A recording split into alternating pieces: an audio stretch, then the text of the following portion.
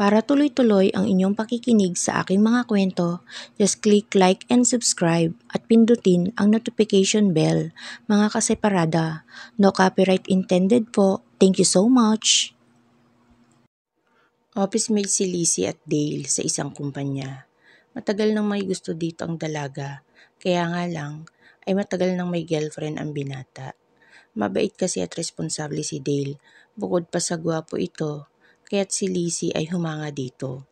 Ganda din naman ang dalaga. Mataas ito sa height na 5'5", malapad na balakang at may katamtamang laki ng hinaharap. Maalaga din kasi sa katawan ang dalaga. Isang umaga, dumaan sa tapat niya ang binata. "Good morning, Dale," bati niya dito.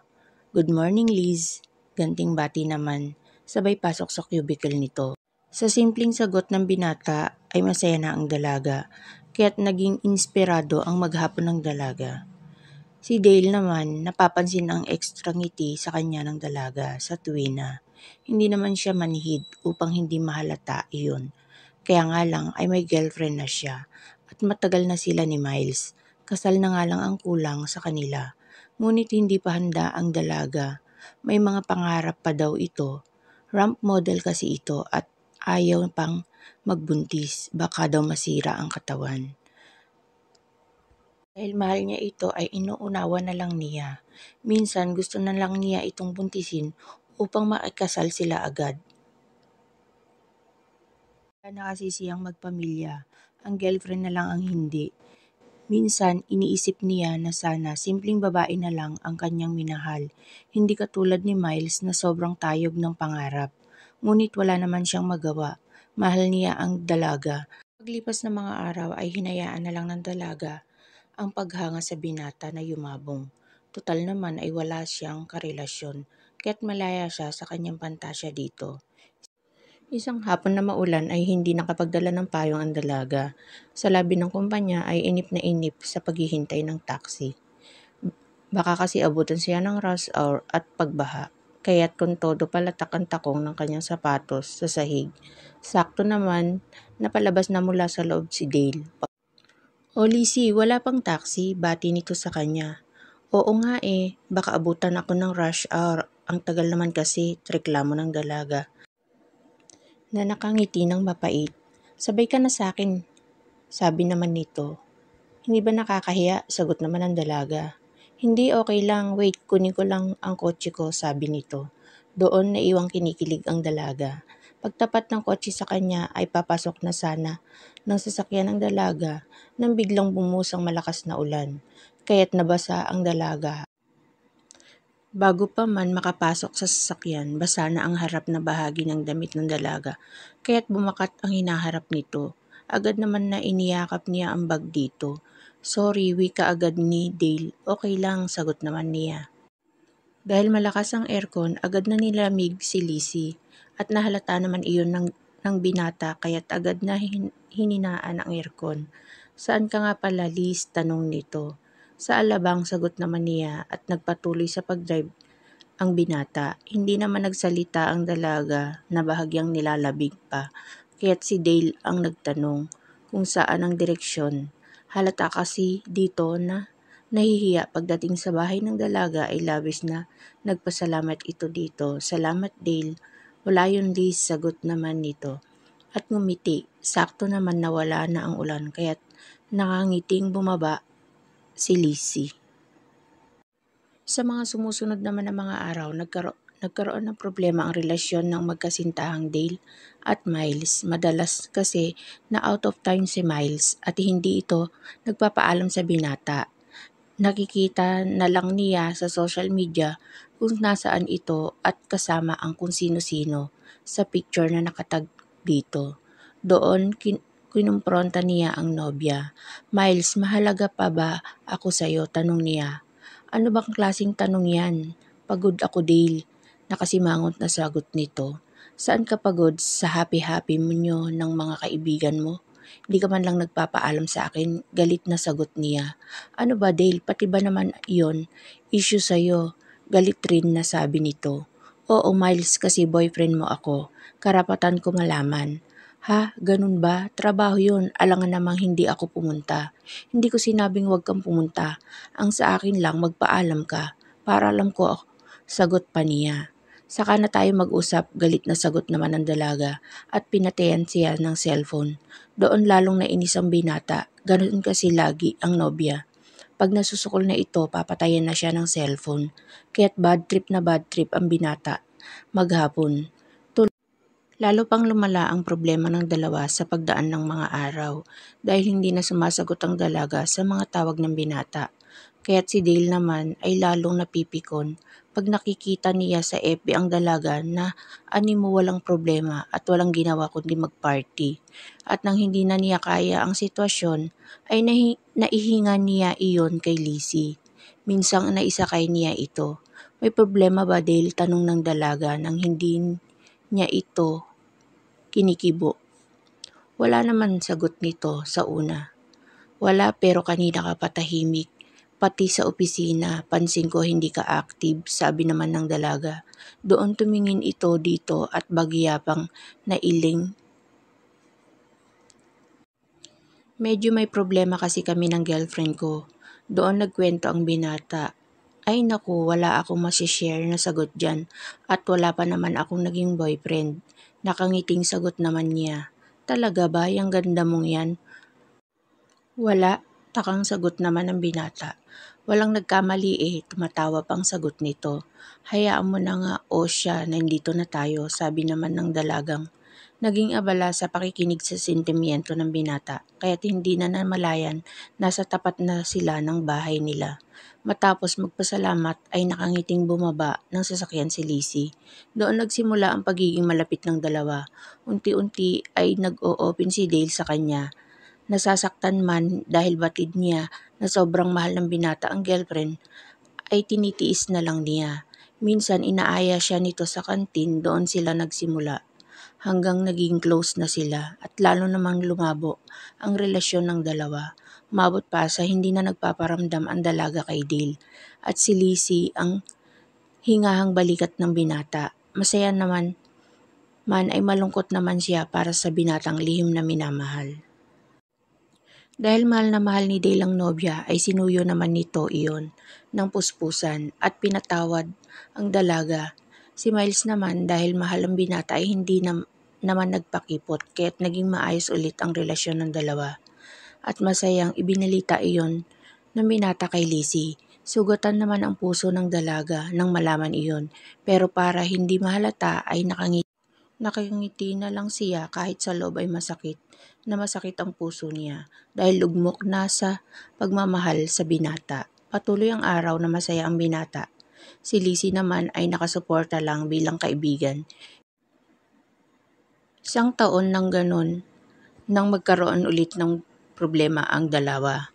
Dumating kasi ang big break sa dalaga kasama siya sa isang malaking fashion week na gaganapin sa bansa. Dadaluhan ng mga sikat na designer sa iba't ibang bansa at posibleng mapasama siya sa makukuhang model pag nagkataon. Pero ang problema, delay ang dalaga at posibleng buntis ito.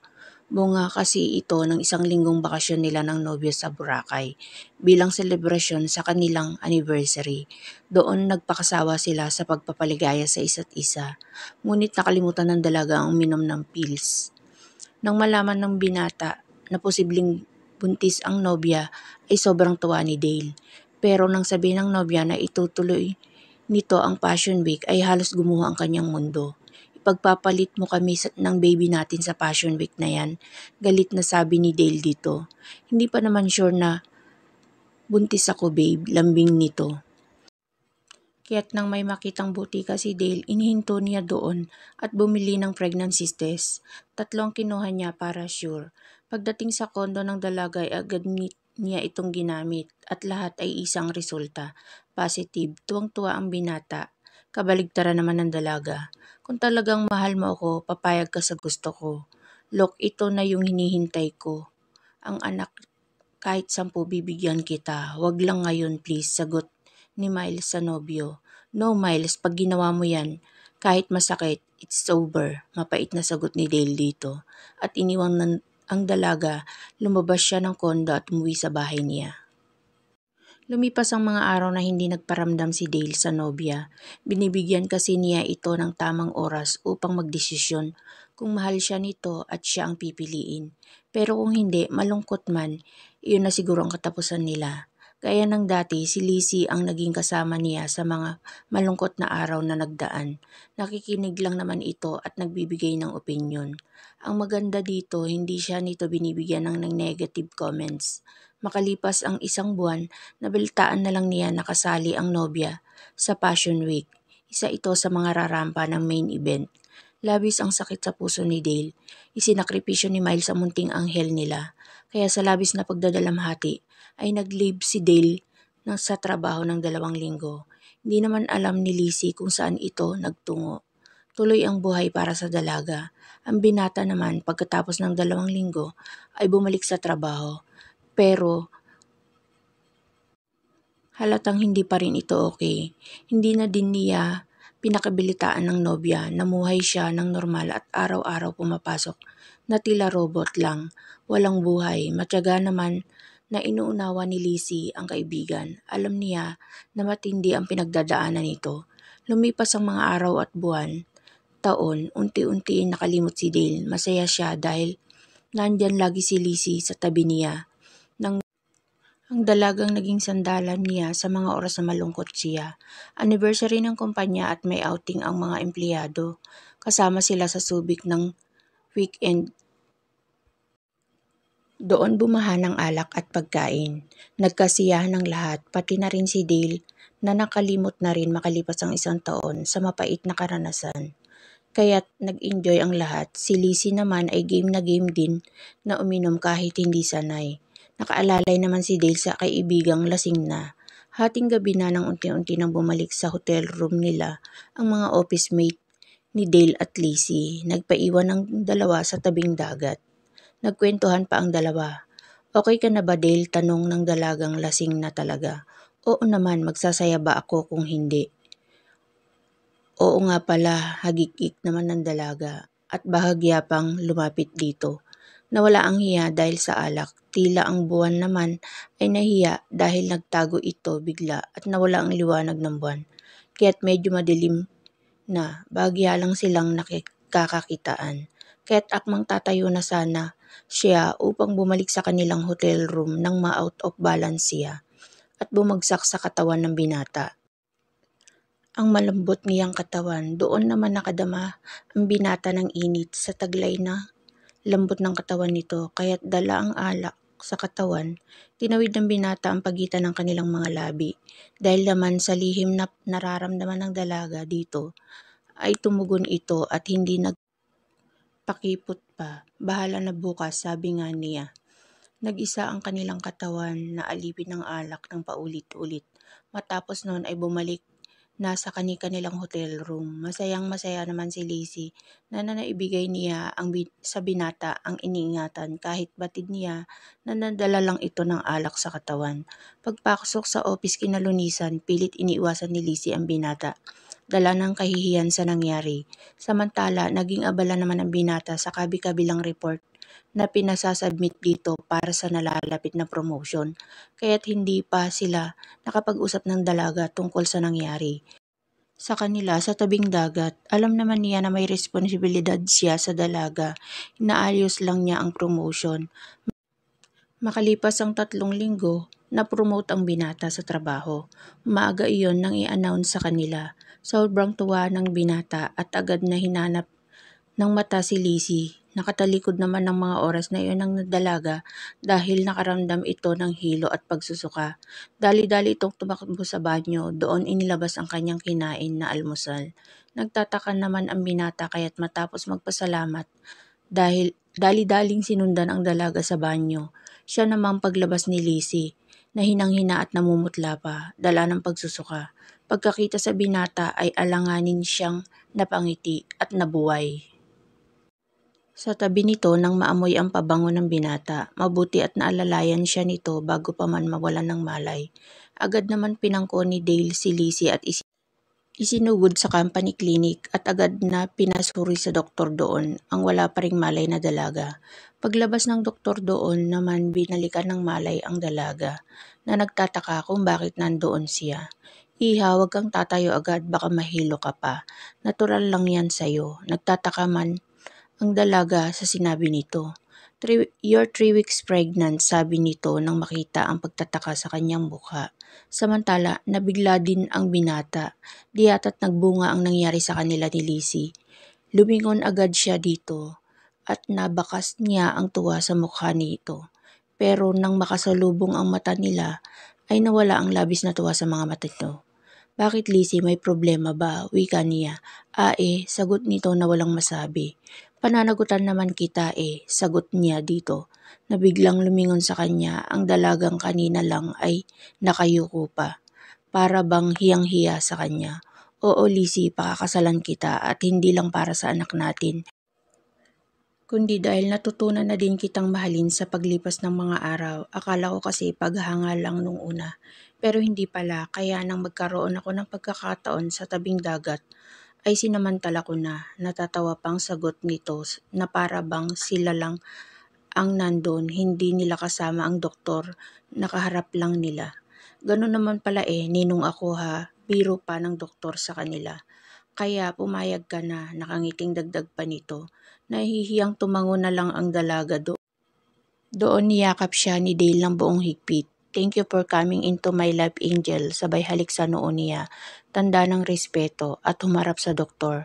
Ninong po kayo, nakangiting baling niya dito. It's my pleasure, iho, sagot naman nito na nakangiti pa. Doon nagsimula si Dale na patunayan kay Lizzie ang pagmamahal niya dito. At dahil maselan ang paglilihi ng dalaga ay pinag-resign niya ito sa trabaho. Katwiran niya, kaya niyang buhayin sila ng kanilang magiging anak. Kaya't wala naman nagawa si Lizzie. Matapos makapamanhikan ay inuwi na siya ng binata sa bahay na bili nito para sa kanila. Natanda na ready na nga itong magpamilya. Nagpakasalang dalawa sa sibil 1 buwan mula noon.